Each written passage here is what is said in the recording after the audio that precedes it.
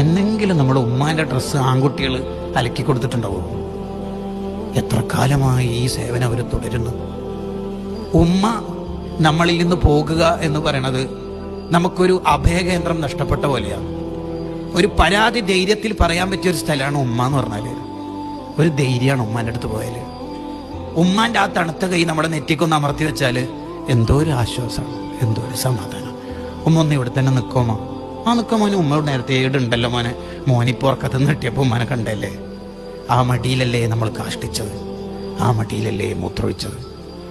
ആ മുലപ്പാല് കുടിക്കുമ്പോൾ എത്ര നമ്മൾ കടിച്ച് വേദനിപ്പിച്ചിട്ടുണ്ടാകും. ആ ഉമ്മ നമുക്ക് വേണ്ടി എത്ര ഉറക്കൊഴിവാക്കിയിട്ടുണ്ടാവും. പകരമില്ലാത്ത അക്ഷരങ്ങളാണ് ഉമ്മ എന്ന് പറയുന്നത്. ഉമ്മാനെ കുറിച്ചിട്ടുള്ള പ്രസംഗം യൂട്യൂബിൽ കേട്ടിട്ട് കരയുന്നതിനേക്കാൾ നല്ലത് ഉമ്മ ഉള്ള കാലത്ത് ഉമ്മാനെ ചിരിപ്പിക്കേ വേണ്ടത്.